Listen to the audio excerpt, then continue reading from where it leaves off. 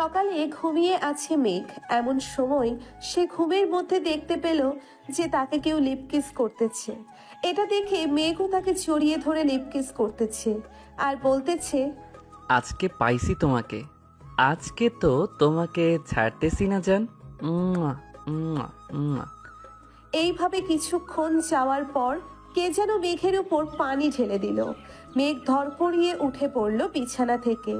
আশেপাশে তাকিয়ে দেখে তার ছোট বোন দাঁড়িয়ে আছে। তাকে দেখে বলতে লাগলো, কিরে, তুই আমার গায়ে পানি ঢেলে দিলি কেন? তোকে তো আজকে আমি মেরেই ফেলবো। এমনিতেই শীত পড়েছে, আবার তুই আমার উপর ঠান্ডা পানি ঢেলে দিয়েছিস, তাই না? ঢালবো না তো কি করব? বিছানার দিকে একবার তাকিয়ে দেখো তো, তুমি কি অবস্থা করেছো বিছানাটার। হ্যাঁ, প্রতিদিন একটা একটা করে বালিশ ছিল, আর আম্মু আমাকে দিয়ে পরিষ্কার করায়। সরি রে, আসলে আজকে সেই সুন্দর একটা স্বপ্ন দেখছিলাম। জানিস, মেয়েটা দেখতে পরীর মতো সুন্দর, ঠোঁট দুইটা গোলাপি গোলাপি। উফ, কি জোস লাগছিল জানিস। শরীরের কথা তো বাদ দিলাম, শরীরটা মনে হয় তুলো দিয়ে তৈরি করেছে আল্লাহ। এই শীতে যদি একটা বউ পাইতাম রে বইন, তাহলে তোকে অনেকগুলো চকলেট দিতাম।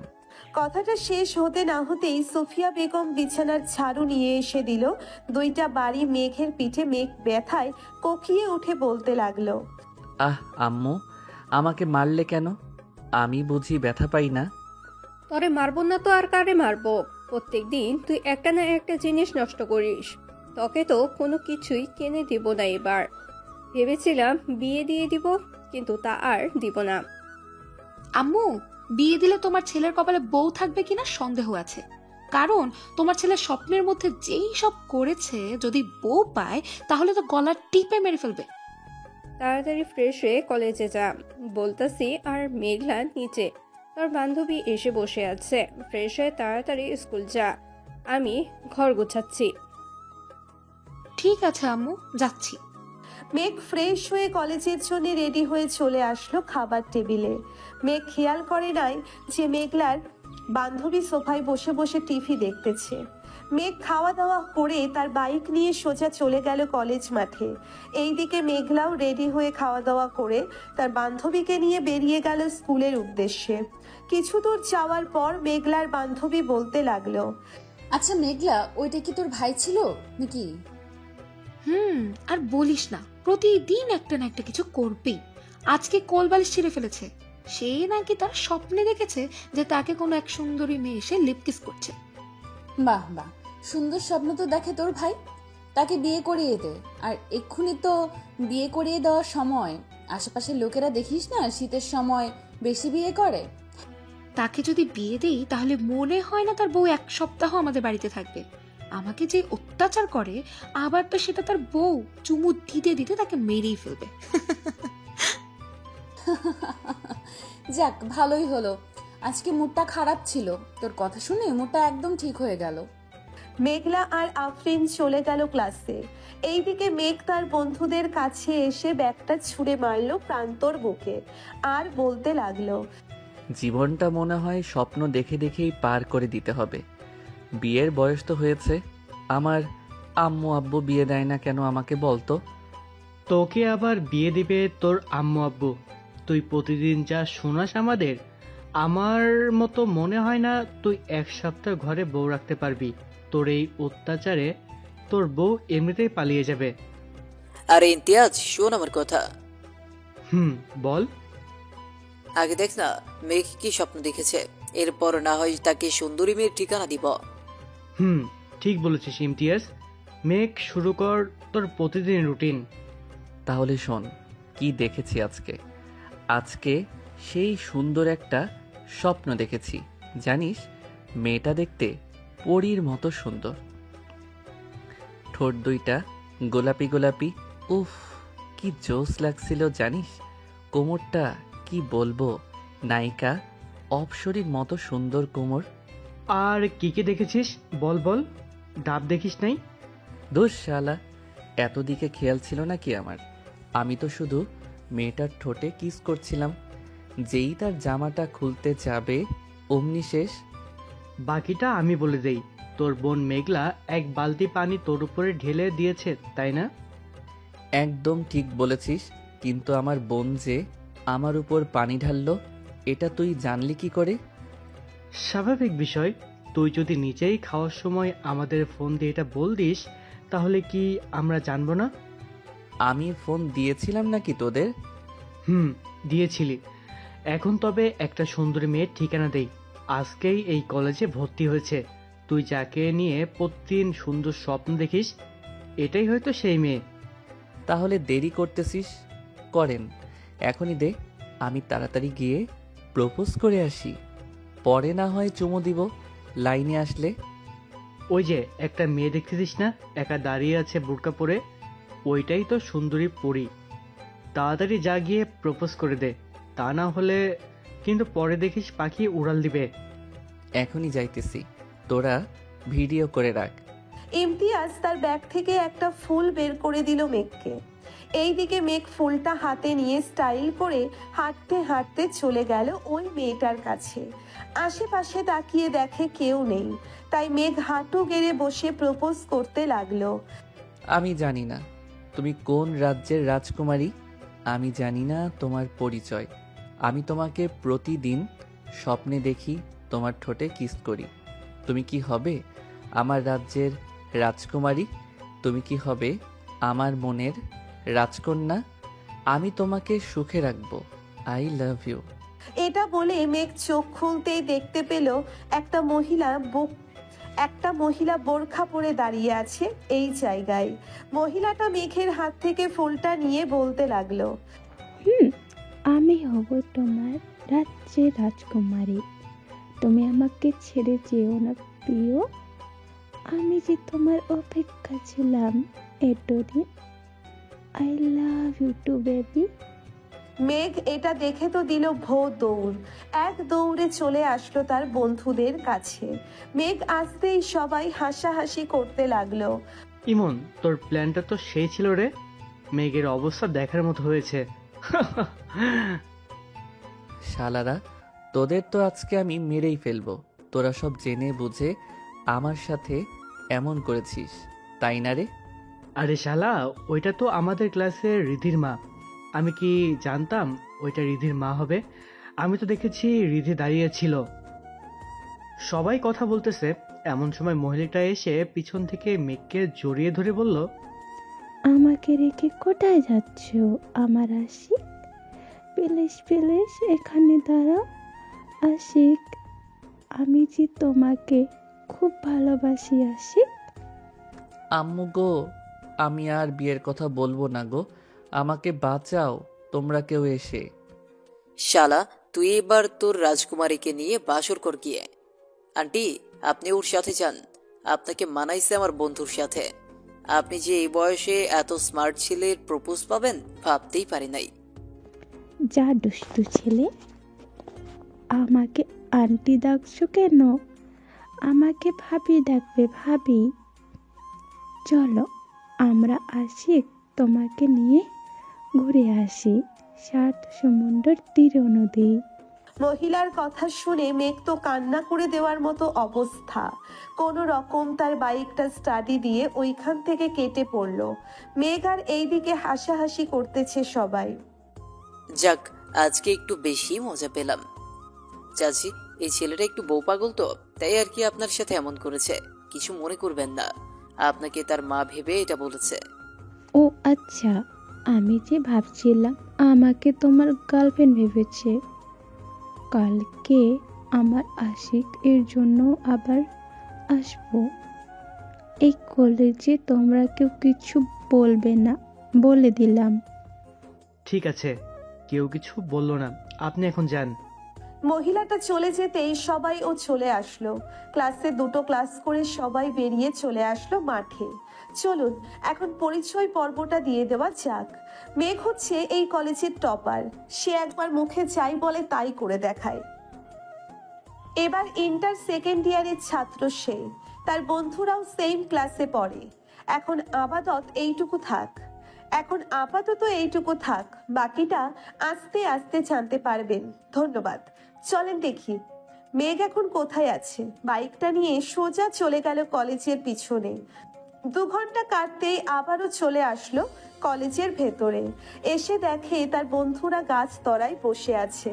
তাদের কাছে গিয়ে জিজ্ঞেস করতে লাগলো, কিরে, মহিলাটা চলে গেছে নাকি? যাই নাই তো, তোর জন্য অপেক্ষা করতেছে, হয়তো লেকের পারে। তুই গিয়ে দেখা করে আয়। শালারা, তোরা সব জেনে বুঝে এই কাজ করেছিস, তাই না রে? তোর শালা, আমরা কি জানতাম ওটা রীতির আম্মু হবে? আমরা জানলে তো তোকে কখনোই পাঠাইতাম না।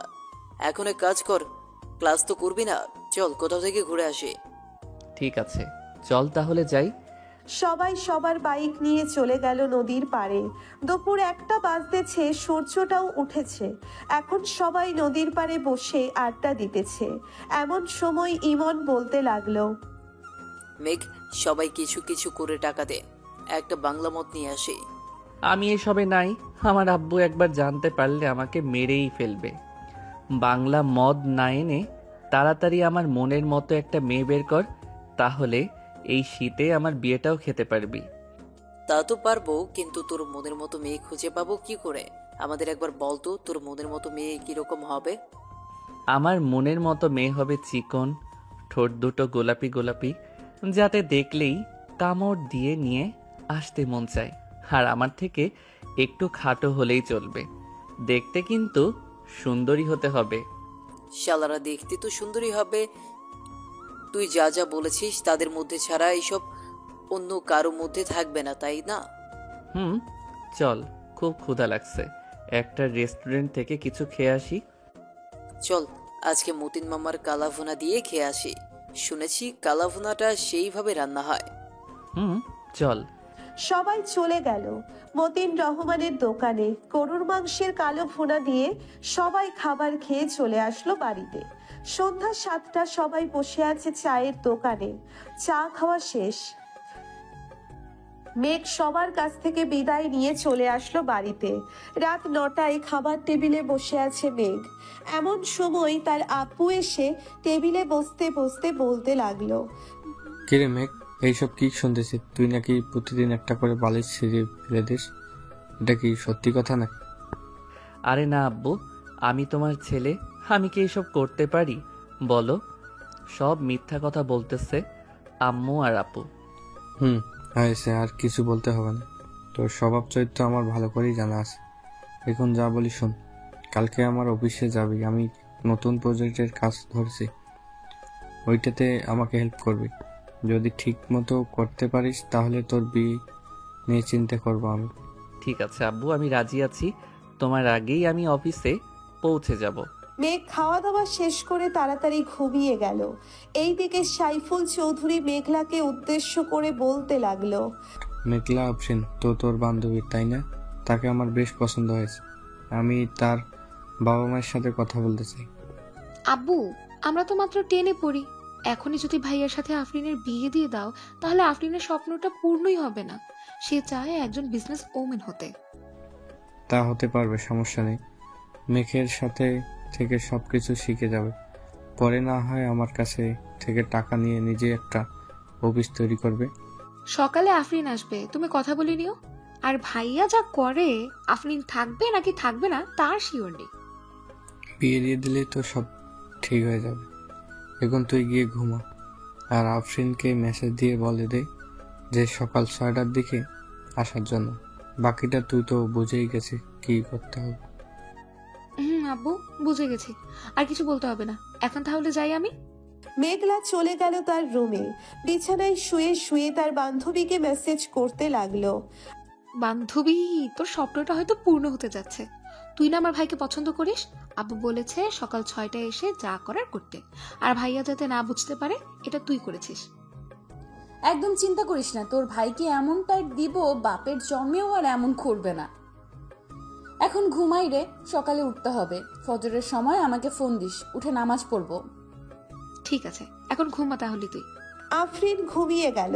ভোর 5টায় আফরিনের ফোনের অ্যালার্মের শব্দে ঘুম ভেঙে গেল তার। উঠে ফ্রেশ হয়ে নামাজ আদায় করে হাঁটতে হাঁটতে চলে গেল মেঘলাদের বাড়িতে।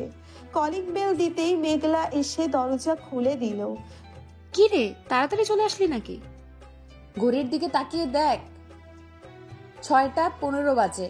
আমাকে আসতে বলেছিল 6টায়। চল এখন তোর ভাইয়ের কাছে, দেখি আজকে কি স্বপ্ন দেখতেছে। চল, তাড়াতাড়ি বালিশ ছিঁড়ে ফেলার আগেই কিছু একটা করতে হবে। চল। দুইজন চলে গেল মেঘের রুমে। গিয়ে দেখে মেঘ বিড়বিড় করে কি যেন বলতেছে। চলুন শুনে আসি কি বলতেছে মেঘ। জান, এমন করো কেন? একটা লিপ কিস করো না। তোমার ওই গোলাপি ঠোঁটের একবার লিপ কিস করতে পারলেই হবে। মেঘলা, তুই তোর রুমে যা, আমি তোর ভাইকে দেখতেছি। আমি দেখতে চাই তুই কি করিস আমার ভাইয়ের সাথে। আমি চুপচাপ দাঁড়িয়ে থাকবো এইখানে, কোনো কথা বলবো না। ঠিক আছে, চুপচাপ দাঁড়িয়ে থাক। আফরিন তার ঠোঁট ছোড়া মেঘের ঠোঁটের সাথে চেপে ধরতেই মেঘ আফরিনের ঠোঁটে কামড় দিয়ে ধরল। এইদিকে মেঘ আফরিনকে জড়িয়ে ধরে তার বুকের সাথে চেপে ধরে লিপ কিস করতেছে। এটা দেখে মেঘলার চোখ দুইটা রসগোল্লার মতো বড় হয়ে গেল। বেশ কিছুক্ষণ লিপ কিস করার পর আফরিন মেঘের বুকের উপর থেকে উঠে আস্তে আস্তে নেমে আসলো এই দিকে। মেঘ খুশি হয়ে বলতে লাগলো, ইস, এই রকম যদি প্রতিদিন লিপ কিস করিস তাহলে তো জান আমার আর বালিশ ছিঁড়তে হতো না। এখনই চলে যাবে কিনা জান? কি হলো, কথা বলতেছো না কেন? মেঘ ঘুমের মধ্যেই এসব বলতেছে। এইদিকে আফরিন আর মেঘলা তো হাসতে হাসতে শেষ। মেঘলা, আমি এখন বাসায় যাই রে। তোর ভাইকে উঠিয়ে কাজে পাঠা। আর যা যা বলবে আমাকে সব বলবি কিন্তু। ঠিক আছে, সব বলবো। এখন চল, তোকে দিয়ে আসি বাহিরে। চল। মেঘলা আর আফরিন চলে গেল নিচে। এইদিকে মেঘ ঘুম থেকে উঠে দেখে আজকে সে একটা বালিশও ছিঁড়ে নাই। তাই খুশি মনে চলে গেল ওয়াশরুমে। আয়নার সামনে দাঁড়াতেই দেখতে পেল যে তার ঠোঁটে লিপস্টিক লাগানো। শুধু ঠোঁটের না, গালে কপালে সব জায়গায় লিপকিসের দাগ। এটা দেখে মেঘ বলতে লাগলো, তাহলে কি আমার সেই অপসরই সত্যি এসেছিল আমার রুমে? ইয়াহু, আমার স্বপ্ন পূরণ হয়েছে। আজকে সবাইকে ট্রিট দিতে হবে। এটা ভেবে মেঘ ফ্রেশ হয়ে তাড়াতাড়ি রেডি হয়ে চলে গেল নিচে। গিয়ে দেখে তার বাবা মা এবং বোন খাবার টেবিলে বসে আছে। মেঘকে দেখে মেঘলা বলতে লাগলো, কি ভাইয়া, আজকে তো দেখি তুমি অনেক খুশি। রাতে কি অপসরি এসেছিল নাকি? রে, আজকে সত্যি অপসরি এসেছিল। আমাকে লিপ কিস করেছে, ঠোঁটে মুখে গালে সব জায়গায় কিস করেছে। আমি আজকে অনেক খুশি। মেঘলা তার ভাইয়ের হাতে চিমটি কেটে বলতে লাগলো, ভাইয়া, আম্মু আব্বু আছে কিন্তু এখানে। আরে আমার রুমে আম্মু আব্বু আসবে কোথায় থেকে? মজা করতেছিস তাই না রে? মেঘ একবার চারিপাশ ঘুরে দেখে যে সে ড্রয়িং রুমে খাবার টেবিলে বসে আছে। এটা দেখে সে তার মাথায় গাঁটটা মেরে বলতে লাগলো, আব্বু আম্মু, আমি অফিসে গেলাম, আস্তে আস্তে রাত হবে। আরে মেঘ, খাবার খেয়ে যা না। না আম্মু, এখন খাবো না, আমার পেট ভরা আছে। এই বলে মেঘ চলে গেল অফিসে। এইদিকে মেঘলা সবার সাথে খাওয়া দাওয়া করে স্কুলের জন্য রেডি হয়ে চলে গেল 3 রাস্তার মোড়ে। গিয়ে দেখে আফরিন দাঁড়িয়ে আছে। ভালোই হলো, আমি ভাবছিলাম তোদের বাসায় যাব তোকে নিয়ে, এখন দেখি তুই এসে গেছিস। চল, এখন দেরি হয়ে গেছে এমনিতেই। দুইজন চলে গেল কলেজে। গিয়ে দেখে স্যার ক্লাসে ঢুকে পড়েছে। দুইজন স্যারের কাছে অনুমতি নিয়ে ক্লাসে প্রবেশ করলো। এইদিকে মেঘ অফিসে প্রবেশ করে দেখতে পেল সবাই সবার মতো কাজ করতেছে। তাই মেঘ সোজা চলে গেল তার বাবার কেবিনে। বসে বসে কিছু ফাইল দেখতেছিল। এমন সময় অফিসের ম্যানেজার আসলো আর বলতে লাগলো, স্যার, আমাদের অফিসে আজকে নতুন একটা প্রজেক্ট ডিল হবে প্রায় 200 কোটি টাকার উপরে। যদি এই ডিলটা ফাইনাল হয়ে তাহলে আমাদের অফিস আরও বড় হবে এবং দেশের বাইরেও এই অফিসটা নিয়ে আলোচনা করা হবে। তাই ভালোভাবে প্রেজেন্টেশন করতে হবে। এই নিন ফাইলটা, আপনি একবার দেখে নিন। ঠিক আছে, আপনি যান, আমি ফাইলটা দেখে নিতেছি। ম্যানেজার চলে গেল। এইদিকে মেঘ ফাইলটা বের করে প্রজেক্টটা দেখতে লাগলো সবকিছু ঠিকঠাক আছে নাকি। সবকিছু ঠিকঠাক থাকলে ফাইলটা টেবিলে রেখে অফিসারটা ঘুরে ঘুরে দেখতে লাগলো। কিছুক্ষণ ঘোরাঘুরি করার পর আবারও চলে আসলো তার বাবার কেবিনে। এসে দেখে তার বাবা চলে এসেছে। মেঘ, সব কিছু দেখে নিয়েছিস তো? ভালো করে প্রেজেন্টেশন করিস যাতে প্রজেক্টটা আমাদের হাতেই থাকে, অন্য কারো হাতে না যায়। ইনশাল্লাহ আব্বু, তুমি কোনো চিন্তা করো না, এই প্রজেক্টটা আমরাই পাবো। তা ওরা কখন আসবে? এই তো আর 10 মিনিটের মধ্যে চলে আসবে। চল আমরা মিটিং রুমে গিয়ে বসে পড়ি। চলো আব্বু, যাই তাহলে। সাইফুল এবং মেঘ চলে আসলো মিটিং রুমে। বেশ কিছুক্ষণ পর কয়েকজন বিদেশি ক্লায়েন্ট আসলো। তাদের সাথে মিটিং করতেছে মেঘ। এইদিকে সাইফুল চৌধুরী বসে বসে দেখতে লাগলো মেঘ কি করতেছে। 1 ঘন্টা যেতেই মিটিংটা শেষ হয়ে গেল। বিদেশি ক্লায়েন্টরা মেঘকে উদ্দেশ্য করে বলতে লাগলো, Mr. Meg Choudhury, we really like your project. We want to give you this project. Take this. There is 100 crores taka here. We will give the remaining 100 crores taka after the work is completed. The deal is final. Deal is final. ওরা চলে গেল। এইদিকে পুরো অফিসে মিষ্টিমুখ করাতে লাগলো সাইফুল চৌধুরী, কারণ আজকে এই কর্মচারীদের কারণেই সে 200 কোটি টাকার প্রজেক্টটা পেয়েছে। আব্বু, এখন তার কাজ নেই, আমি না হয় বাড়িতে চলে যাই। বাড়িতে যাইতে হবে না, প্রজেক্টের কাজটা কিভাবে করবে তুই একটু বুঝিয়ে দিয়ে যা সবাইকে, তাহলে ওরা কাজ শুরু করে দেবে। আব্বু, আজকে কাজ করার কোনো প্রয়োজন নেই, তাদেরকে ছুটি দিয়ে দাও, কালকে থেকে কাজ না হয় শুরু হবে। ঠিক আছে, তাহলে তুই যা, আমিও তাদের সাথে একটু আলোচনা করে ছুটি দিতেছি। আর এইখানে 1 লক্ষ টাকা আছে, তোর যা ইচ্ছা কর, কিছুই বলবো না। ধন্যবাদ আব্বু তোমাকে। মেঘ তার বাইক নিয়ে চলে আসলো কলেজে। এখনো কলেজ ছুটি দেয় নাই, তাই কদম গাছের নিচে বসে আছে মেঘ। এমন সময় কালকের মহিলাটা আবার আসলো মেঘের কাছে। মেঘের কাঁধে মাথাটা রেখে বলতে লাগলো, আমার সোনা, আমার ময়না পাখি, কালকে আমাকে রেখে তুমি কোথায় পালিয়ে গিয়েছিলে? চলো না, তোমাকে নিয়ে রেস্টুরেন্টে যাই। আরে বইন, তুই আমার পিছু করা ছেড়ে দে। আমি ভুল করে তোকে প্রপোজ করে ফেলেছি, আমি তোর পায়ে পড়তেছি, তুই আমাকে ছেড়ে দে। মেঘ মহিলাটার পা ধরে মাপ চাইতেছে। এটা দেখে রিধি মেঘের কাছে এসে বলতে লাগলো, আরে মেঘ, তুমি আমার মায়ের কাছে মাপ চাইতেছ কেন? আম্মু মেঘ কি কিছু করেছে তোমাকে যে সে মাপ চাইতেছে? না রে রিধিমে, একটু মাপ চাচ্ছে না।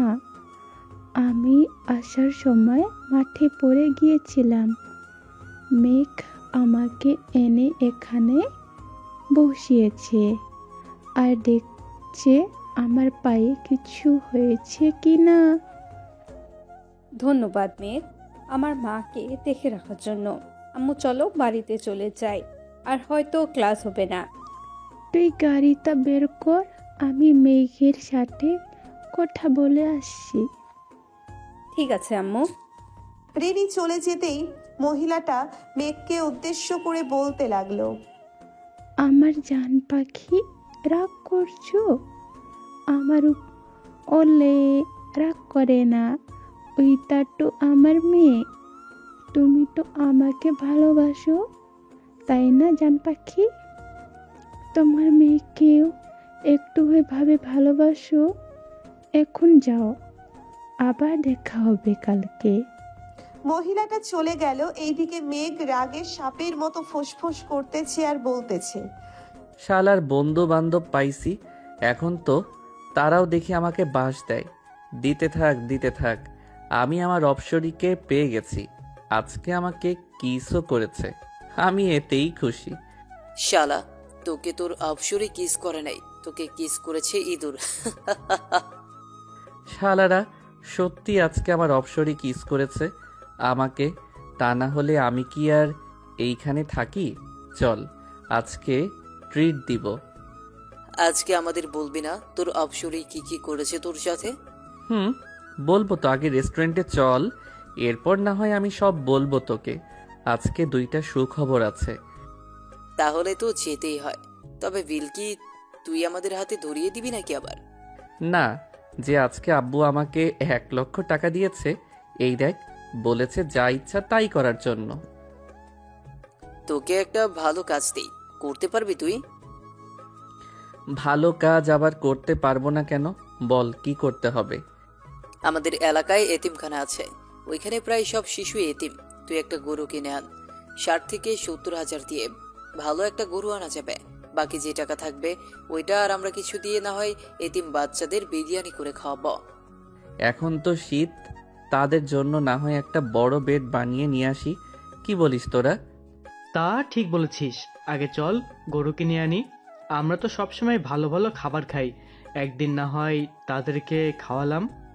হুম, চল তাহলে বাইকগুলো যার যার বাড়িতে রেখে আসি। বাড়িতে রাখতে হবে না, বাজারের এক সাইডে পার্কে রাখলেই চলবে। চল এখন যাই।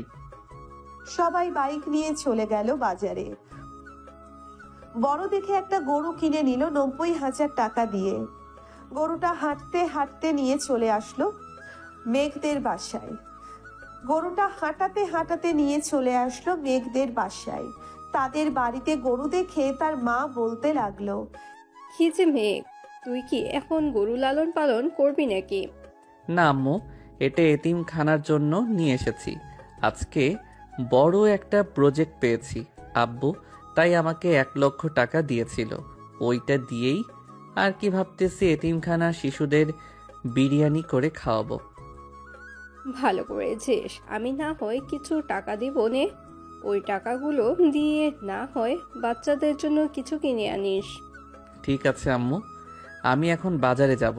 আজকে রাতের মধ্যেই সবকিছু রেডি করে ফেলবো। ঠিক আছে, যা, আমিও কিছু খাবার দিয়ে দেই গরুটাকে। এই বলে সুফিয়া বেগম চলে গেল ঘরে। এইদিকে মেঘ তার দিকে বন্ধুদের নিয়ে চলে আসলো মাদ্রাসায়। মেঘকে দেখে হুজুর খুশি হয়ে গেল, কারণ মেঘ প্রতি মাসে বাচ্চাদের জন্য কিছু না কিছু দেয়। আসসালামু আলাইকুম হুজুর। ওয়ালাইকুম আসসালাম মেঘ, কেমন আছো? আর এই সন্ধ্যাবেলায় আসলে যে? আলহামদুলিল্লাহ ভালো আছি হুজুর। আমি এই মাদ্রাসার সকলকে বিরিয়ানি খাওয়াতে চাই, তাই একটা গরু কিনে এনেছি। এখন তো শীতকাল, তাই বাচ্চাদের জন্য জামা কাপড় আর বেডের ব্যবস্থা করতে চাচ্ছিলাম। আপনি কি বলেন? বেড তো তোমার আব্বু দিয়েছে, এখন আর কিছু লাগবে না। মাদ্রাসার সকলের এক কালার ড্রেস যদি পারো তাহলে বানিয়ে দাও, তাতেই চলবে। ঠিক আছে, কালকেই সবার মাপ নিয়ে যাবে দর্জি। এখন যাই তাহলে হুজুর। মেঘ চলে গেল বাজারে, যা যা লাগবে সব কিছু কিনে নিয়ে চলে আসলো বাসায়। এই রাতে খাওয়া দাওয়া করে রুমে বসে আছে এমন সময় মেঘলা প্রবেশ করলো মেঘের কেবিনে। মেঘলাকে দেখে মেঘ বলতে লাগলো, কিছু বলবে নাকি? ভাইয়া, অপসরের চেহারাটা দেখেছো নাকি? দেখে থাকলে বলো, আমি দেখি সেরকম মেয়ে পাই কিনা। তার মুখ তো আমি দেখি নাই, তবে আমি আন্দাজ করতে পারতেছি যে তার ডান গালে ছোট্ট একটা তিল আছে আর ঠোঁটের নিচে ছোট্ট একটা তিল আছে। ইয়াহু, তার মানে আমি পেয়ে গেছি তোমার অপসরীকে। আর চিন্তার কোনো কারণ নেই, তুমি নিশ্চিন্তে থাকতে পারো। তোমার অপসরী তোমার কাছেই আছে, সে প্রতিদিন আসবে, এটা বলে দিলাম কিন্তু। তাহলে তো ভালোই হলো।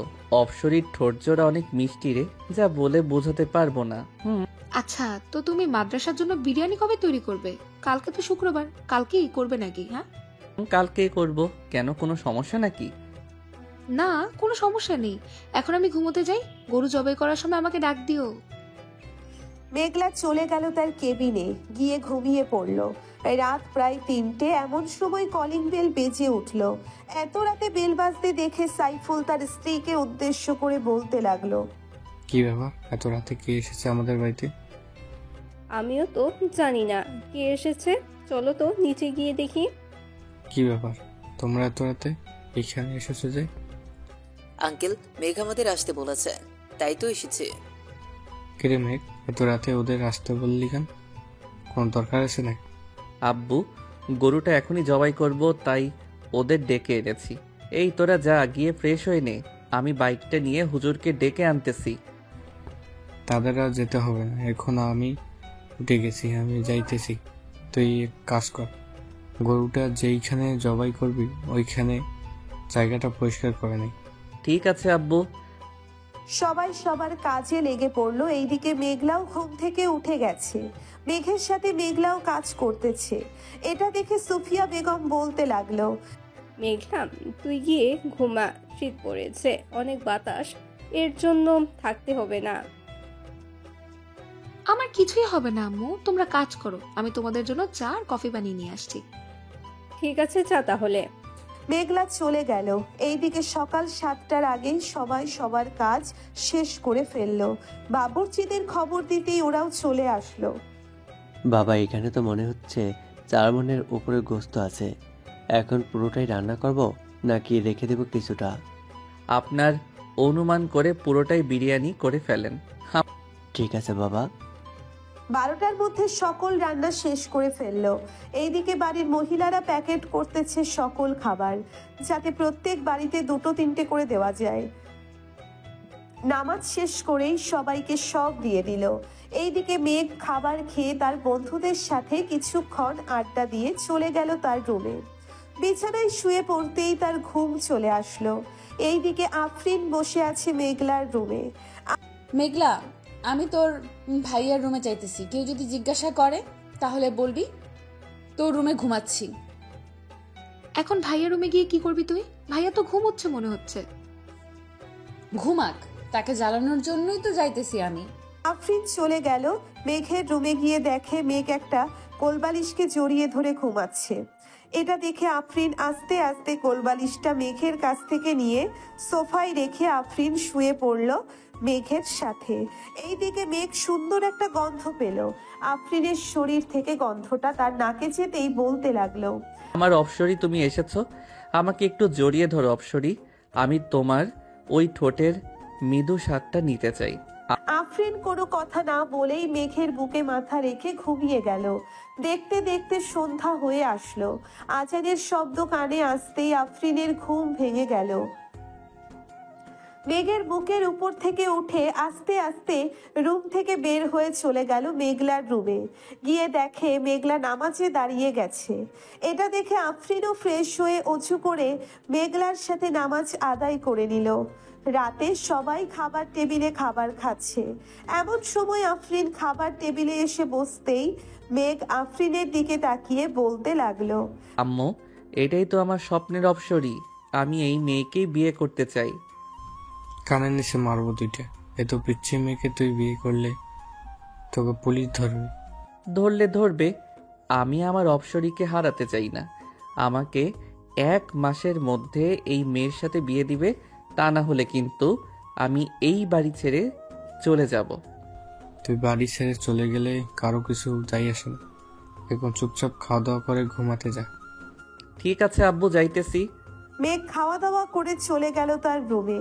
বিছানায় শুয়ে আছে এমন সময় তার ফোনটা বেজে উঠলো। তাকিয়ে দেখে ইমন ফোন দিয়েছে। কলটা রিসিভ করতেই ওই পাশ থেকে বলতে লাগলো, কিরে, তোর অপসরিকে তো তোর বাড়িতে দিয়ে আসলাম, এখন না হয় বাইরে একটু আড্ডা দিই। ঘরের ভিতরে মেয়ে মানুষের মতো বসে থাকলে চলবে নাকি? ধন্যবাদ দোস্ত, আমার অপসরিকে আমার কাছে দেওয়ার জন্য। এর জন্যই তো বলি আজকে আমার বুক এত ভারী ভারী লাগছিল কেন। মনে হয় আমার অপসরি আমার বুকের উপর ঘুমিয়েছিল। দেখ, তোর ফোনে পিক পাঠাইছি, যখন তোরা দুইজনকে জড়িয়ে ধরে ঘুমোচ্ছিলে। শালারা, তোর আর ভালো হলি না, এইটাও পিক তুলতে হলো তোদের। আমরা তো আগে থেকেই ভালো ছিলাম, তুই আবার কোন ভালোর কথা বলছিস? থাক, তোরা আসতেছি আমি। মেঘ ফোনটা কেটে দিয়ে নিচে চলে আসলো। বাইকের চাবিটা নিয়ে সোজা চলে গেল 3 রাস্তার মোড়ে, কারণ ওইখানেই সবাই আড্ডা দেয়। মেঘ যেতেই ইমতিয়াজ বলতে লাগলো, ঘরে বউ পাইয়া আমাদের ভুলে গেছিস তাই না রে? আরে সালা, আমি তো এখনো বিয়েই করতে পারি নাই তাকে, আর তুই বলেছিস যে বউ পাইয়া তোদের ভুলে গেছি। আর একটা কথা, আমি তো আমার অপসরিকে দেখি নাই, তোরা দেখেছিস নাকি? আমরা দেখব কিভাবে, আমরা তো খুঁজে বের করে তোকে দিয়ে দিছি, তুই দেখে নিস তোর অপসরিকে। এখন চা খাওয়া আমাদের। সবাই চা খেয়ে রাত 10টা পর্যন্ত আড্ডা দিয়ে চলে আসলো বাসায়। এইদিকে আফরিন বসে আছে মেঘলার রুমে। দুইজনে বসে বসে তাদের স্কুলে যে লেখাগুলো দিয়েছে সেই লেখাগুলো লিখতেছে। এটা দেখে মেঘ চলে গেল মেঘলার রুমে। গিয়ে দেখে তার অপসরী মাথায় ওড়না দিয়ে লিখতেছে, কিন্তু তার মুখ দেখা যাচ্ছে না চুলের জন্য। এটা দেখে মেঘ বলতে লাগলো, এই যে মিস অপসরি, চুলগুলো একটু সরান তো, দেখি আপনাকে মন ভরে। ভাইয়া আর একবার যদি ডিস্টার্ব করো তাহলে কিন্তু আমি আম্মুকে ডাক দিতে বাধ্য হব। আর ডাকতে হবে না, আমি চলে যাইতেছি। মিস অপসরি, লেখা শেষ হলে আমার রুমে আইসেন, দুইজন বসে গল্প করব। আম্মু! আরে যাইতেছি তো, এইভাবে ডাকতে হবে নাকি? থাক। তাড়াতাড়ি তোর রুমে যা, না হলে কিন্তু তোর অপসরীকে আবার তার বাড়িতে পাঠিয়ে দিব, তখন আর দেখতে পারবি না। পাঠানোর দরকার নেই, আমি আসবো না এই রুমে। এই বলে মেঘ চলে গেল তার রুমে। বিছানায় শুয়ে শুয়ে গেম খেলতেছে আর বলতেছে, আমার অপসরীকে আমার কাছ থেকে কেড়ে নিবে ওরা, তা কি করে হয়? আমি কখনোই হতে দিব না। আমার অপসরীকে আমার করেই ছাড়বো। এই সব বলতেছে মেঘ আর গেম খেলতেছে। রাত প্রায় 3টে। আফরিন মেঘের রুমে এসে দেখে মেঘ এখনো শুয়ে শুয়ে ফোন টিপতেছে। মেঘ দরজার দিকে তাকাতেই দেখতে পেল তার অপসরীকে। অপসরী, তুমি এসেছো? ভিতরে আসো। বাহিরে দাঁড়িয়ে আছো কেন? তুমি এত রাত অবধি ফোন টেপো কেন? তাড়াতাড়ি ঘুমাও, না হলে কিন্তু আমি চলে যাবো এই বাড়ি থেকে। কোথায় যাইতে হবে না তোমার। অপসরী, তুমি এই বাড়িতেই থাকো, আমি এখনই ঘুমাচ্ছি। এই তো লক্ষ্মী ছেলের মতো কথা বললে তুমি। এখন তাহলে আমি গেলাম মেঘলার রুমে, আমি আবার আসবো একটু পর। যদি এসে দেখি তুমি না ঘুমাইছো তাহলে সকাল হলেই আমি চলে যাব। আফরিন চলে গেল মেঘলার রুমে। এইদিকে মেঘ ফোনটা রেখে ঘুমিয়ে গেল। প্রায় 30 মিনিট পর আফরিন আবার আসলো মেঘের রুমে। এসে দেখে মেঘ ঘুমিয়ে গেছে, তাই আফরিন দেরি না করে মেঘের বুকের উপরে শুয়ে পড়ল। এইদিকে মেঘ তার অপসরীকে জড়িয়ে ধরে বলতে লাগলো, আগে কখনোই এমন হয় নাই অপসরী, তুমি আমার জীবনে আসার পর থেকে সবকিছু পাল্টে গেছে। আমি তোমাকে নিয়ে বেঁচে থাকতে চাই অপসরী, আমি তোমাকে নিয়ে বেঁচে থাকতে চাই। মেঘের মুখে এমন কথা শুনে আফরিন আলতো করে মেঘের ঠোঁট কামড়ে ধরে চুষতে থাকে আর বলতে থাকে, আমিও যে তোমাকে প্রথম দেখাই ভালোবেসে ফেলেছি মেঘ।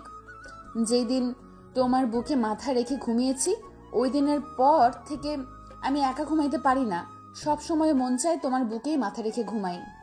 আফরিন মনে মনে এইসব বলতেছে আর মেঘের ঠোঁট জোড়া ললিপপের মতো চুষে চুষে খাচ্ছে।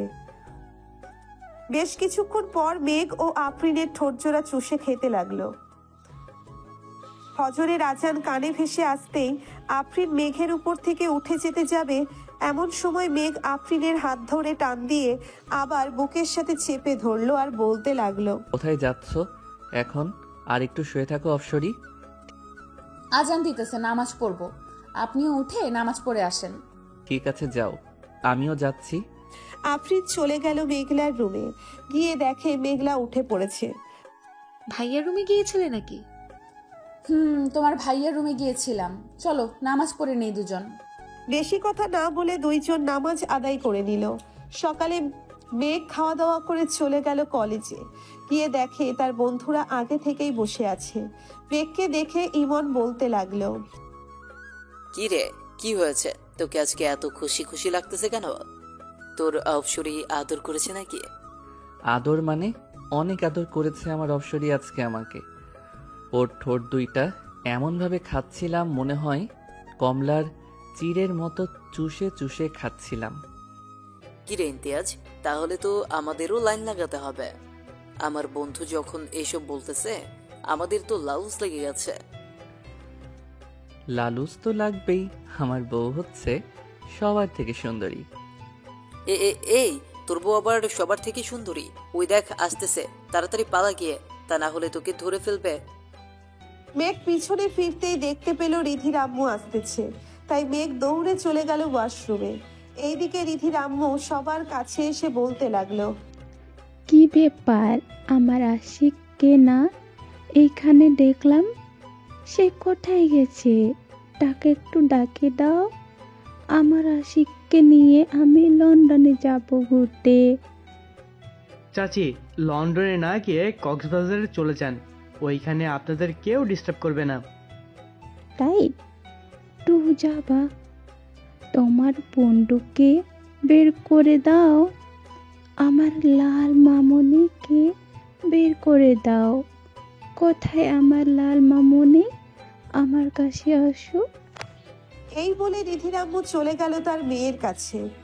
এইদিকে মেঘ 3 তলা থেকে দেখতেছে গাছের নিচে রিধির আম্মু আছে নাকি। ওনাকে না দেখতে পেয়ে মেঘ নিচে চলে আসলো আর বলল, আমাকে তোরা কোথায় ফাঁসিয়ে দিলি বলতো? এই মহিলাটা তো আমাকে মেরেই ফেলবে।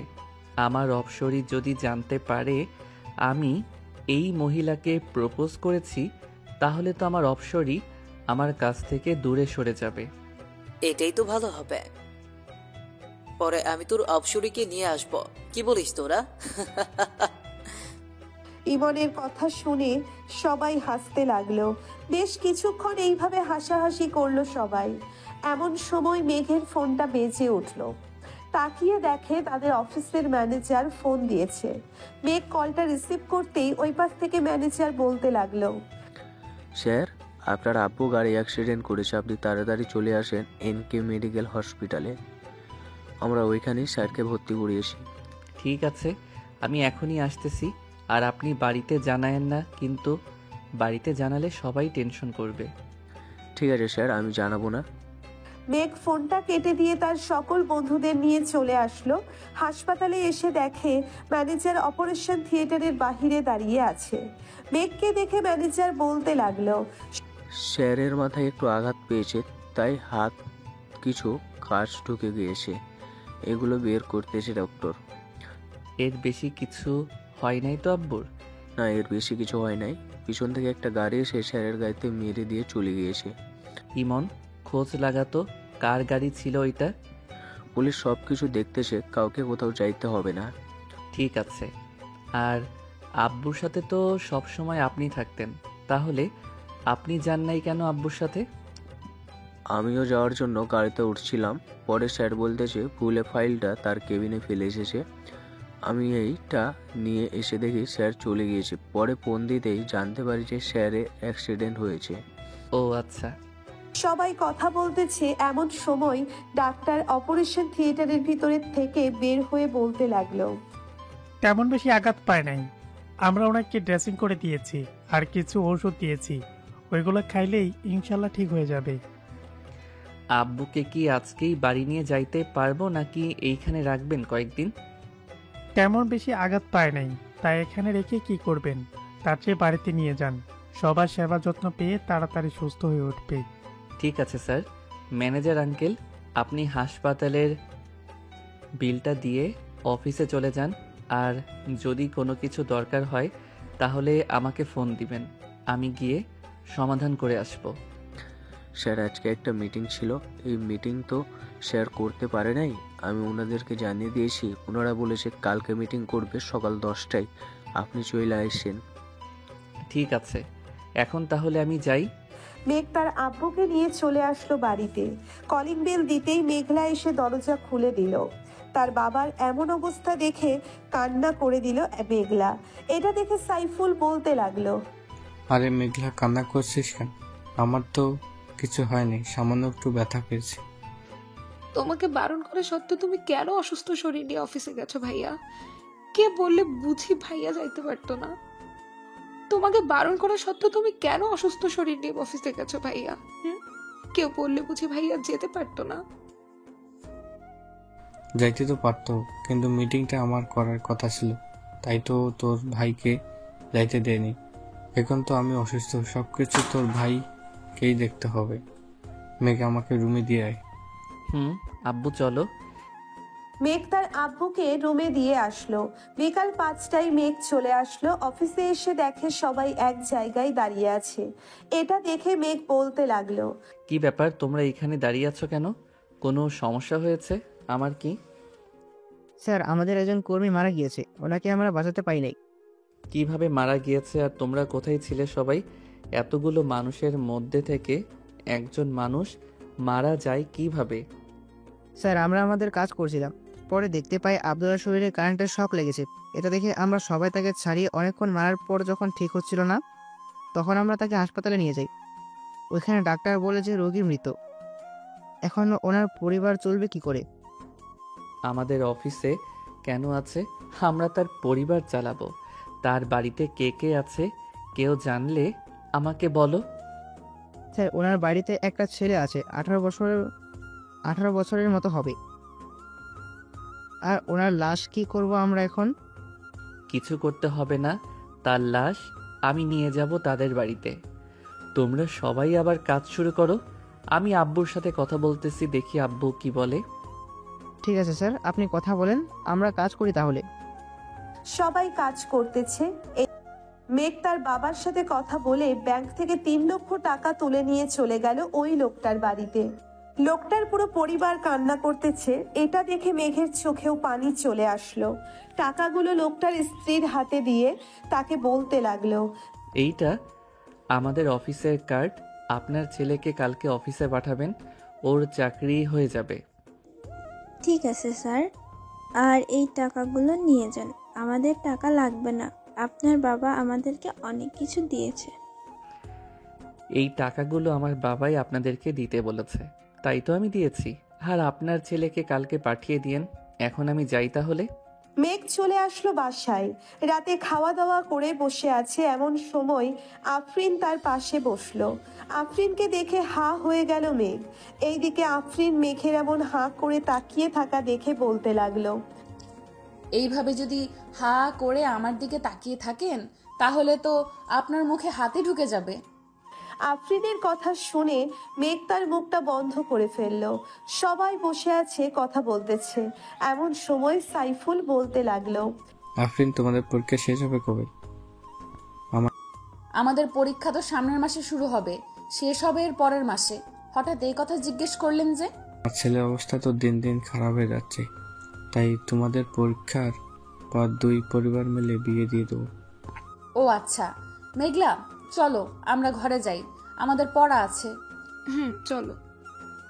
মেঘ, আমি তো অফিসে যাইতে পারবো না। এখন থেকে তোকে অফিস দেখাশোনা করতে হবে। কলেজে তো যাস আর আসিস, কলেজে না গেলেই চল কিছুদিন। আমি সুস্থ হলে এরপর না হয় কলেজ যাস। ঠিক আছে আব্বু, তোমরা থাকো তাহলে। আমি ঘুমাতে গেলাম, সকালে আবার মিটিং আছে, ওইটা নিয়ে কথা বলতে হবে ক্লায়েন্টের সাথে। যা। আর এই নেই পেন ড্রাইভ, এটার ভিতরে সবকিছুই আছে। কাজটা কিভাবে বুঝতে হবে তুই একবার দেখলে আশা করি বুঝে যাবি, আমাকে আর বোঝাতে হবে না। আব্বু। মেঘ চলে গেল তার রুমে।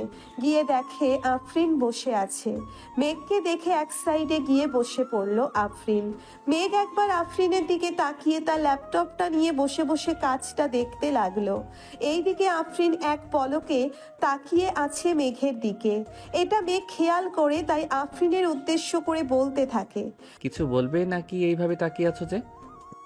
আমি আপনার কোলে বসতে চাই, আপনি কাজ করবেন আর আমি দেখব।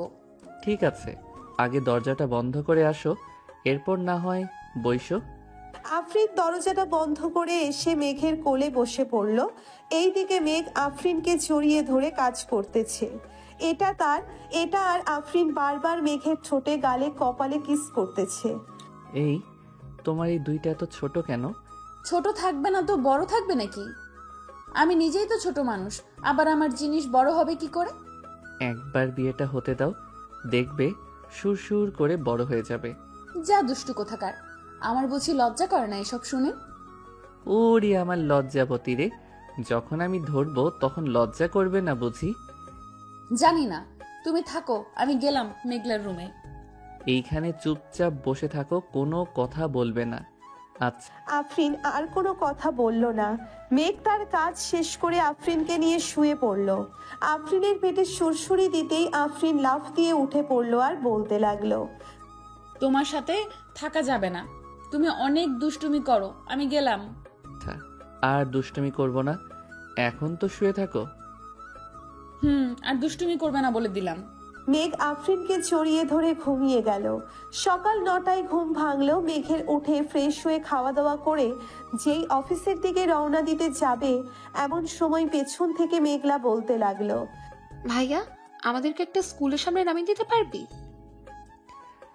তাড়াতাড়ি আয়, আবার 10টায় মিটিং আছে, যাইতে হবে ওইখানে। মেঘ আফরিন এবং মেঘলাকে স্কুলের সামনে নামিয়ে দিয়ে চলেছে। গেল অফিসে গিয়ে দেখে ক্লায়েন্টটা চলে এসেছে। মেঘ তার পেন ড্রাইভটা বের করে বোঝাতে লাগলো প্রজেক্টটা কিভাবে কি করতে হবে। বোঝানো শেষ করে মেঘ চলে গেল তার আব্বুর কেবিনে বসে বসে কাজ করতেছে। এমন সময় দারোয়ান এসে বলতে লাগলো, স্যার, রহিমের ছেলে এসেছে। আপনি নাকি বলেছে তাকে আসার জন্য এখানে? পাঠিয়ে দাও তাকে, আমি কথা বলে নিতেছি তার সাথে। ঠিক আছে স্যার। মেঘ বসে বসে ল্যাপটপে কাজ করতেছে।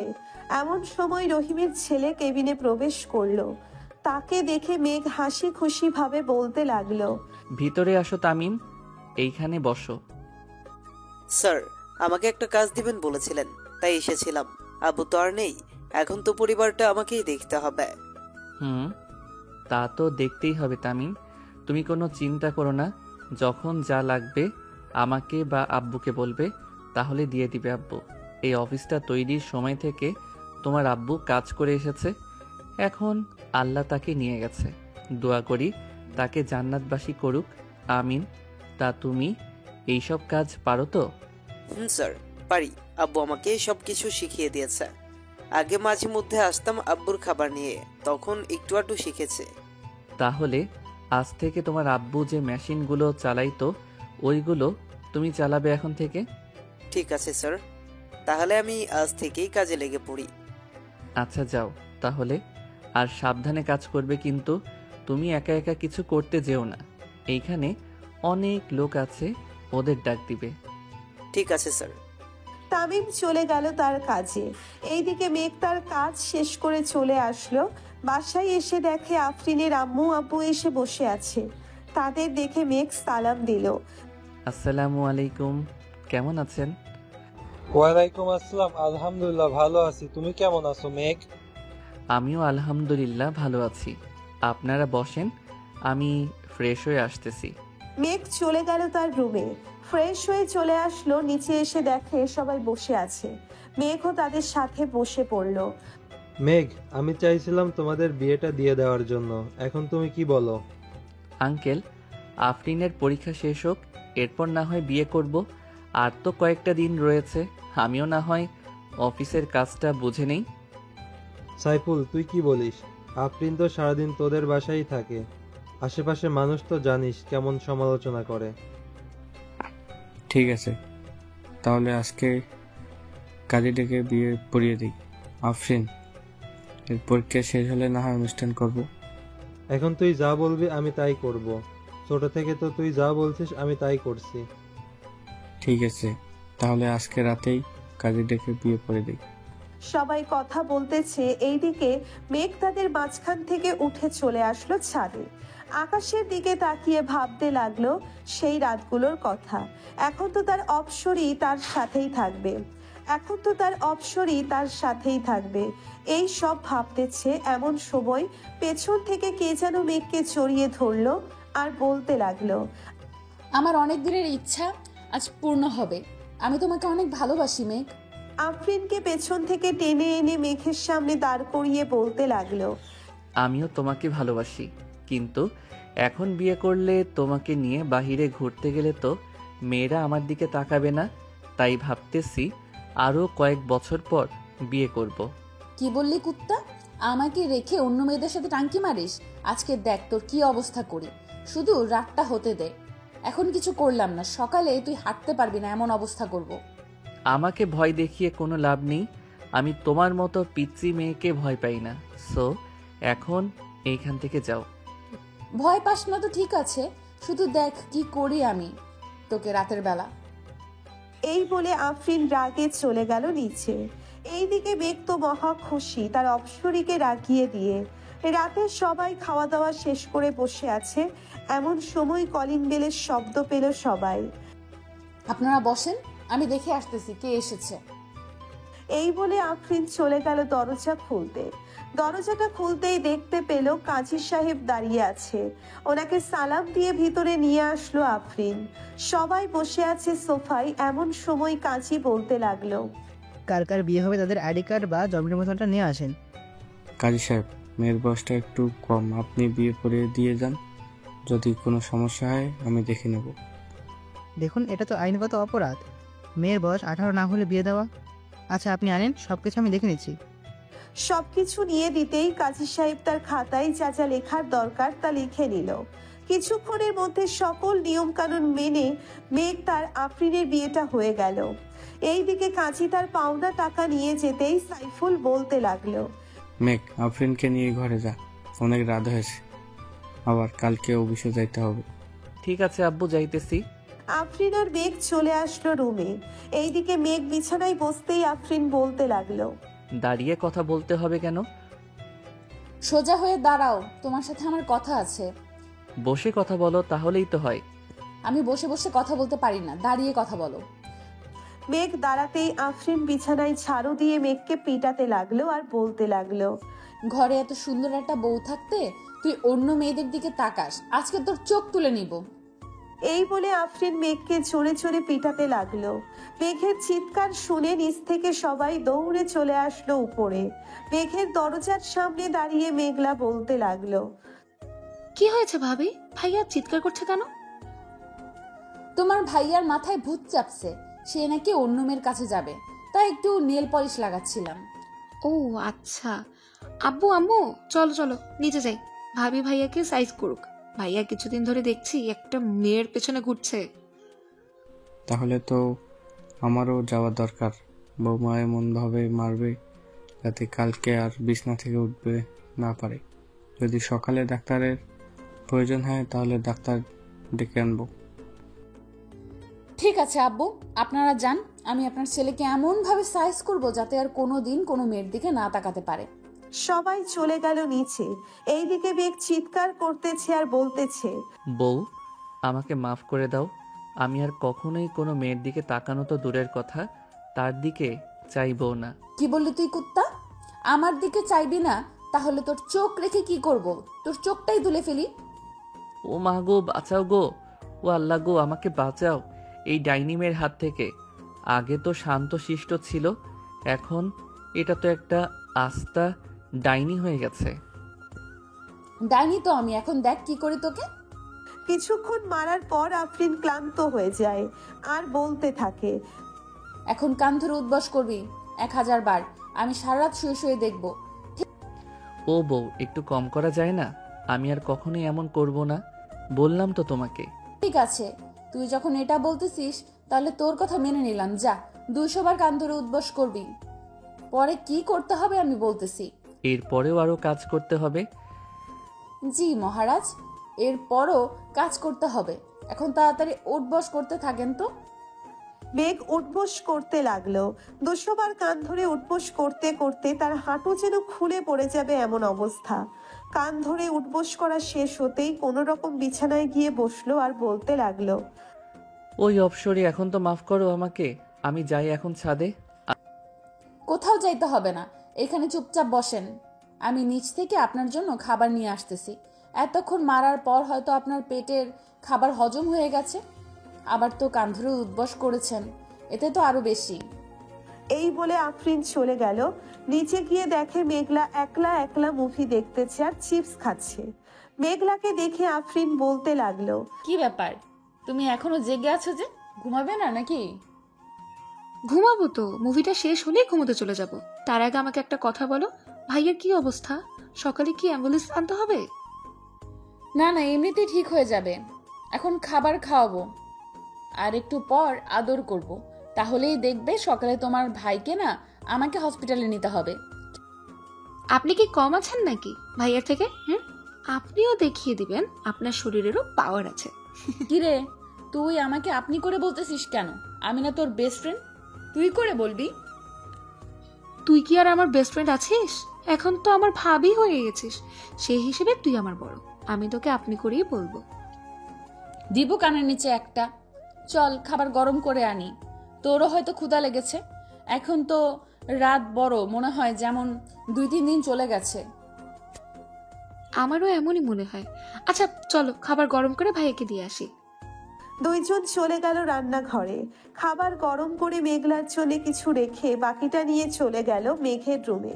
গিয়ে দেখে মেঘ নিজের পা ধরে কান্না করতেছে আর বলতেছে, আল্লাহ গো, আমার কপালটা বুঝি পুড়ে গেল গো। এইটা কি বউ দিলা আমার কপালে। এখন তো আমাকে যখন তখন মারবে, আমি কিছুই করতে পারবো না। একদম ঠিক ধরেছ, আমি তোমাকে যখন তখন মারবো, কিন্তু তুমি আমার কিছুই করতে পারবে না। আমাকে যেমন মারবে তেমন আমিও তোমাকে মারবো। পরে বসে বসে শুধু কান্না করা ছাড়া আর কোনো উপায় নেই তোমার। এই দেখো, আমি এক চুমুকি 1 গ্লাস দুধ খেয়ে নিতে পারি। সো এখন বুঝে নাও আমার শরীরে কত শক্তি আছে। বুঝে গেছি, তোমার শরীরে অনেক শক্তি আছে। এখন আমাকে খাবার দাও, খুব ক্ষুধা লাগছে। মেঘ খাওয়া দাওয়া করে বিছানায় শুয়ে পড়ল। এইদিকে আফরিন থালা বাসনগুলো নিচে রেখে চলে গেল। ওপরে গিয়ে দেখে মেঘ বিছানায় চিৎপটাং শুয়ে আছে। এটা দেখে আফরিন আবার হাতে ঝাড়ু নিতেই মেঘ বিছানা থেকে লাফ দিয়ে সোফায় এসে বসে পড়ল আর বলতে লাগলো, সরি, আর কখনোই বিছানায় শুয়ে থাকবো না। তুমি একাই বিছানায় শুয়ে থাকো।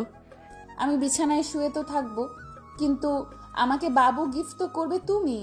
তাড়াতাড়ি আসো, তা না হলে আবার কিন্তু শুরু করব তোমার উপর অত্যাচার। কিন্তু আমি তোমাকে বাবু গিফট করব কিভাবে? আমি তো এই সবের কিছুই বুঝি না। কি বললি তুই কুত্তা? আসিতেছি। মেঘ বিছানায় যেতেই আফরিন মেঘের ঠোঁট জোড়া তার দখল করে নিয়ে যেইভাবে পারছে ওইভাবেই চুষে চুষে খাচ্ছে। এইদিকে মেঘও কম কিসের, আফরিনের 2টা আপেলের মতো টিপতে থাকে আর ঠোঁট চুষতে থাকে। এইদিকে আফরিন ব্যথায় কোকিয়ে উঠে বলতে লাগলো, কি করতেছো? আস্তে টেপো, ব্যথা পাই তো। ব্যথা তো পাবেই, ছোট ছোট আপেলের মতো জিনিস তোমার ভালোভাবে ধরতেও পারি না। এটাই অনেক আমার জন্য। এখন যদি তোমার আরো বড় লাগে তাহলে বড় করে নাও, বাধা দিছে কে? এইদিকে মেঘ আফরিনের ঠোঁট চুষতেছে আর আস্তে আস্তে হাত দিয়ে আফরিনের জামা খুলতেছে। বেশ কিছুক্ষণ ঠোঁট চষার পর আফরিনের শরীরে চুমু খেতে লাগলো। এইদিকে আফরিন কেঁপে কেঁপে উঠতেছে। বেশ কিছুক্ষণ পর মেঘ তার মেডেল স্টাম্পটা আফরিনের মেইন জায়গায় ঠেকিয়ে দিল। এদিকে আফরিনের চিৎকার দিয়েই অজ্ঞান হয়ে গেল। মাগো, মরে গেলাম গো। এইদিকে মেঘ আফরিনকে ডাকতেছে, কিন্তু আফরিনের কোনো সাড়া শব্দ নেই। তাই মেঘ টেবিলের উপর থেকে পানির গ্লাসটা নিয়ে আফরিনের মুখে পানি ছিটিয়ে দিতেই আফরিনের জ্ঞান ফিরে আসলো আর বলতে লাগলো, এই কুত্তা, এইভাবে কেউ করে নাকি? আমি তো মরেই যেতাম আর একটুর জন্য। এটা তো কিছুই না, এখন দেখবে কি যে করি। এই বলেই মেঘ আফরিনের সাথে টি20 খেলতে লাগলো। কয়েক ঘন্টা খেলার পর মেঘ আফরিনের বুকের উপর শুয়ে পড়লো আর বলতে লাগলো, সরি জান, আমি বুঝতে পারি নাই তুমি যে প্রথমে এত ব্যথা পাবে। আর সরি বলতে হবে না, এখন ওঠো। পুরো বিছানা তো ব্লিডিং এ ভরে গেছে, তাড়াতাড়ি পানিতে ভিজিয়ে রাখতে হবে। মেঘ আফরিনের উপর থেকে উঠে চলে গেল ওয়াশরুমে। ফ্রেশ হয়ে বাহিরে এসে দেখে আফরিন এখনো শুয়ে আছে বিছানায়। এটা দেখে মেঘ বলতে লাগলো, কি ব্যাপার, উঠবে না নাকি? এখনো যে বিছানায় শুয়ে আছো। অনেক ব্যথা করতেছে, উঠবো কি করে? তুমি এমন ভাবে করেছো যে থাকার বললাম না। আচ্ছা, আমি কিছু একটা করতেছি। এই বলে মেঘ চলে গেল মেঘলার রুমের সামনে। চুপি চুপি মেঘলার রুমে ঢুকে ফোনে লাইট লাগিয়ে দেখতে লাগলো ট্যাবলেটের বক্সটা কোথায়। এইদিকে মেঘলা তো ঘুমাই নাই, এক চোখ মেলে দেখতে লাগলো কে এসেছে। মেঘকে দেখে বুঝে গেল মেঘলা কিছু একটা হয়েছে, তাই মেঘকে উদ্দেশ্য করে মেঘলা বলল, ভাইয়া, কি করছো আমার রুমে? মেঘলার গলার স্বর শুনে মেঘ চমকে গেল আর বলতে লাগলো, কই কিছু না তো, এমনি এসেছিলাম। কি হয়েছে বলো আমাকে।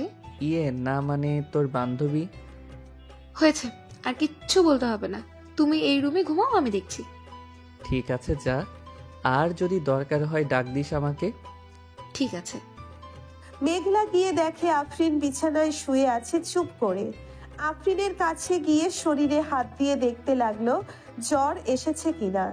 এইদিকে আফরিন মেঘলাকে দেখে বলতে লাগলো, কি ব্যাপার, তুই এত রাতে এইখানে? কি হয়েছে আমাকে বল, আমি দেখছি। অনেক ব্যথা করতেছে রে, তাই তোর ভাইকে পাঠিয়েছিলাম ব্যথার ট্যাবলেট আনতে। এখন তোর ভাইয়া তো আসলো না। পিরিয়ড হয়েছে নাকি? না, ওইগুলো হয়েছে, বুঝে গেছি।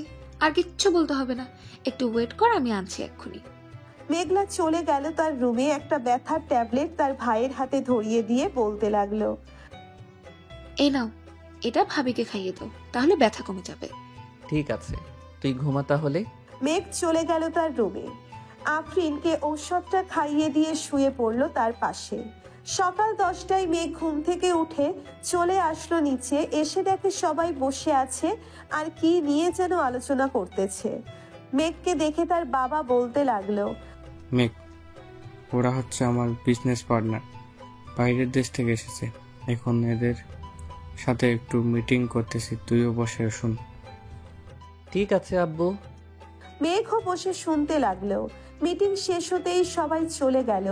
এইদিকে মেঘ খাওয়া দাওয়া করে চলে আসলো অফিসে। দেখতে দেখতে কেটে গেল 2 মাস।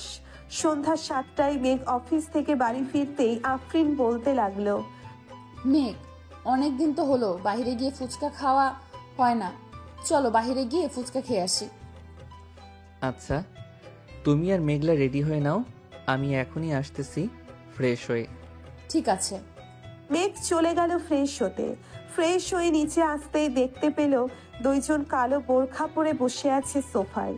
2 জনকেই পুরোই অপসরী লাগতেছে। মেঘ তাদের 2 জনের কিছুক্ষণ প্রশংসা করে নিয়ে চলে আসলো বাহিরে।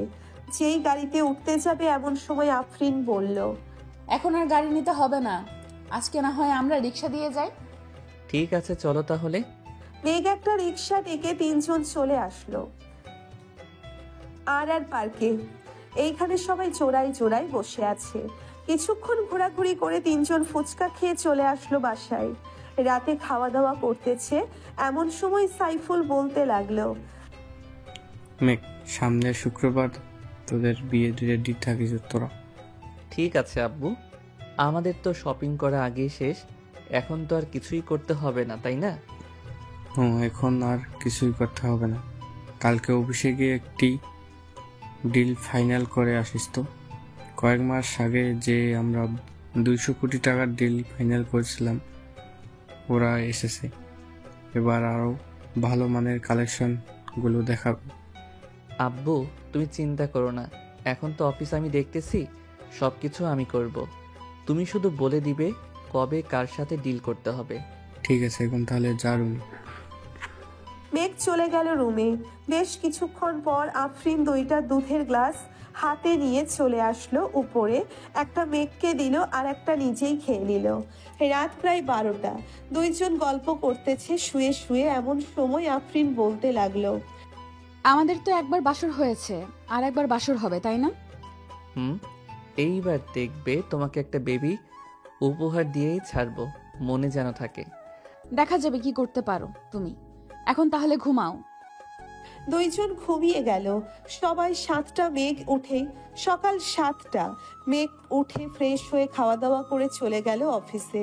কয়েকটা ফাইল গুছিয়ে নিয়ে দেখতেছে এমন সময় মেঘের ফোনটা বেজে উঠল। তাকিয়ে দেখে তাদের অফিসের ম্যানেজার ফোন দিয়েছে। কলটা রিসিভ করতেই ওই পাশ থেকে বলতে লাগলো, স্যার, বিদেশি ক্লায়েন্টরা এসেছে এবং কি করব তাদের? আমার কেবিনে পাঠিয়ে দাও, আমি কেবিনেই আছি। ঠিক আছে স্যার, পাঠিয়ে দিতেছি। মেঘ বিদেশি ক্লায়েন্টের সাথে কথাবার্তা বলে 5 বছরের একটা ডিল ফাইনাল করে নিল। দেখতে দেখতে কেটে গেল 6 দিন। 2 বাড়িতে বিয়ের আয়োজন, মানুষ ভর্তি 2 বাড়িতেই। মেঘের হলুদ সন্ধ্যা শেষ হতেই মেঘদের বাড়ি দেখে কয়েকজন চলে গেল আফরিনদের বাড়িতে। ওইখানে হলুদ সন্ধ্যা শেষ হয়ে গেল। রাত পেরিয়ে সকাল হতে বিয়ের আয়োজন, রান্নাবান্নার দিকে খেয়াল রাখতেছে আফরিনের চাচা। দুপুর 12টায় মেঘ রেডি হয়ে বসে আছে তার বন্ধুদের অপেক্ষায়, কখন আসবে তারা। কিছুক্ষণ পর সবাই চলে আসলো। মেঘকে দাঁড়িয়ে থাকতে দেখে বলতে লাগলো, কিরে, এইখানে দাঁড়িয়ে আছিস কেন? চল বিয়ে বাড়িতে যাই, সবাই তো চলে গেছে। বিয়ে বাড়িতে তো যাব, নামাজটা আগে পড়ে আসি চলো। আফরিনদের বাড়ি তো কাছেই, 5 মিনিট সময় লাগবে যাইতে।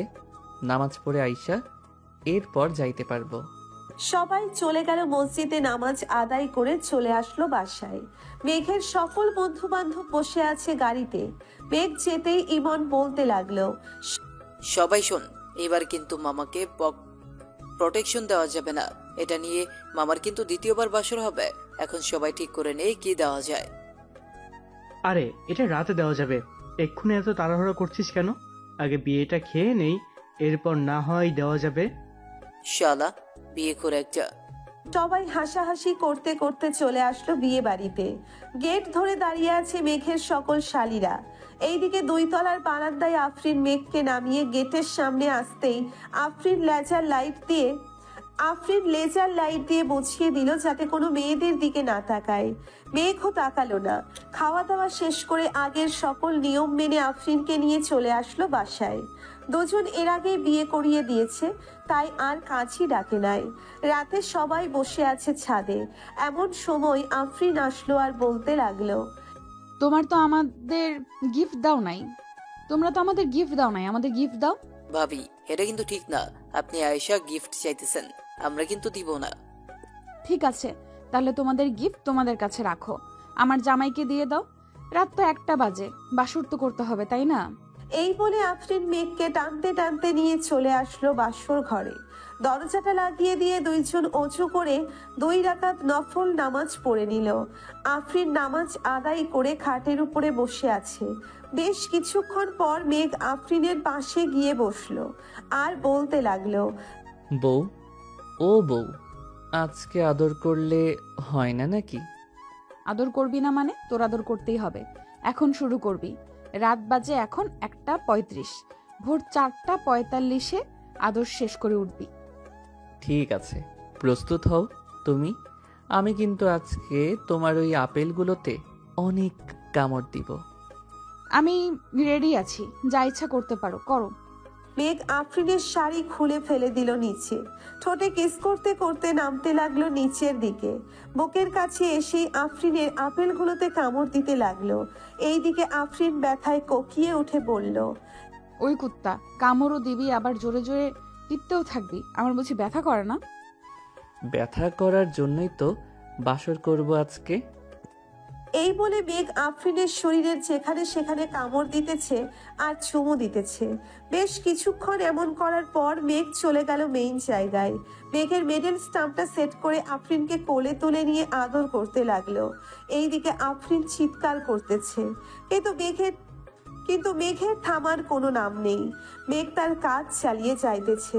দুইজন রোম্যান্স করতে থাকুক, এখন আমরা বিদায় নিই। আজকের গল্পটা এই পর্যন্তই। আবারও দেখা হবে নতুন কোনো গল্পে। ধন্যবাদ।